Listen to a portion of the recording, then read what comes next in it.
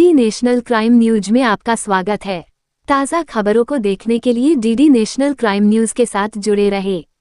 वाराणसी दिनांक 26/12/2024 फर्जी ट्राई अधिकारी CBI अधिकारी बनकर डिजिटल हाउस अरेस्टिंग कर साइबर ठगी करने वाले अंतर्राष्ट्रीय चाइनीज गैंग का मास्टरमाइंड प्रॉक्सी गिरफ्तार, उनके कब्जे से मोबाइल व नकदी बरामद।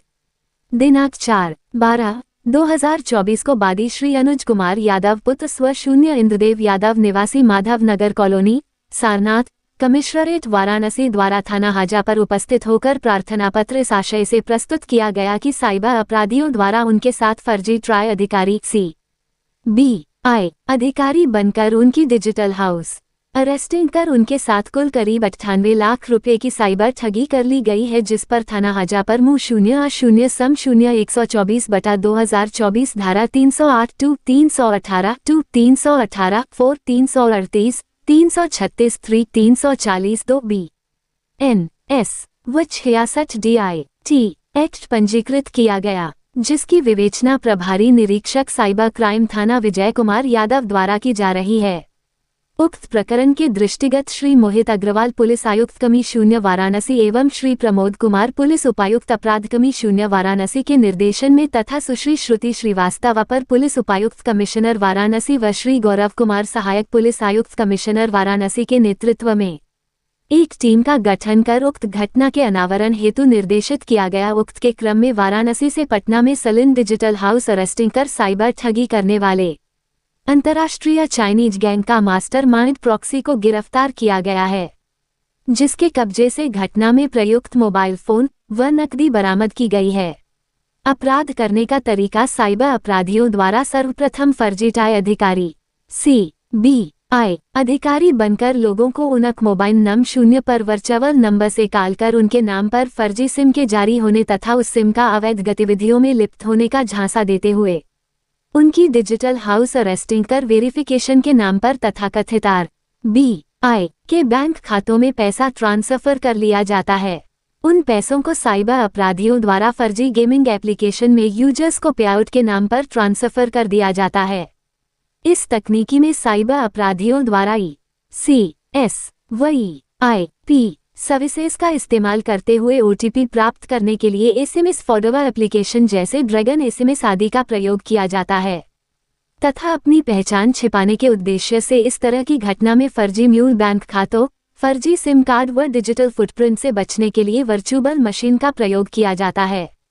गिरफ्तार अभियुक्त निजाम अहमद उर्फ प्रॉक्सी के द्वारा अपने नीचे 3 से 4 लेयर में एजेंट रखा गया है, जिनसे बैंक में खाता खुलवाना, उन बैंक खातों में इंटरनेट बैंकिंग आदि बनाना तथा खाता धारकों को विभिन्न राज्यों में अपनी सुविधानुसार ले जाकर उनके बैंक खातों की टेस्टिंग कराना जैसे आदि कार्य कराया जाता है। उपरोक्त के माध्यम से एक्सेस प्राप्त करने के पश्चात अभियुक्त प्रॉक्सी के द्वारा अपने विदेशी साथियों के साथ मिलकर वर्चुअल मशीन से साइबर ठगी के पैसों को गेमिंग एप्लीकेशन में ट्रांसफर कर दिया जाता है।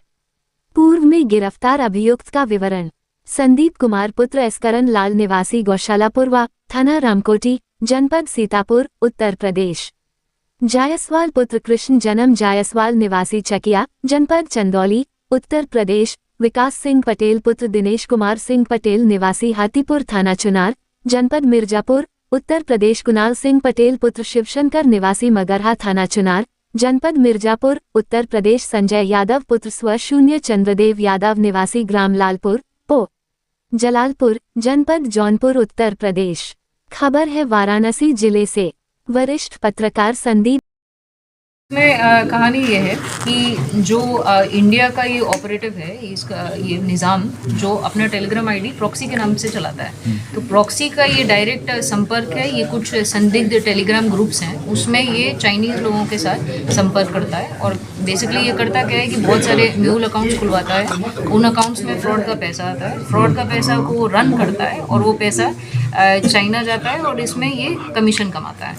यानी कि मनी ट्रांसफ़र का पूरा मामला है इसमें इलीगल तरीके से। नहीं, सिर्फ मनी ट्रांसफ़र का नहीं है, मतलब मनी ट्रांसफ़र तो है ही, बट उसमें ये एक और लेयर कॉम्प्लेक्सिटी आ जाती है कि इसमें अलग अलग प्रकार के फ्रॉड होते हैं। इसमें ये पैसा गेमिंग में भी जाता है, हवाला नेटवर्क का भी पार्ट बनता है, तो ये एक तरीके से अलग अलग नेटवर्क्स में ये पैसा जा रहा है और ये अल्टीमेटली ये है पूरा फ्रॉड का पैसा, जो जैसे कि इस केस में हमने देखा है कि डिजिटल अरेस्ट का मैटर था जिसमें एक रिटायर्ड नेवी पर्सनल थे।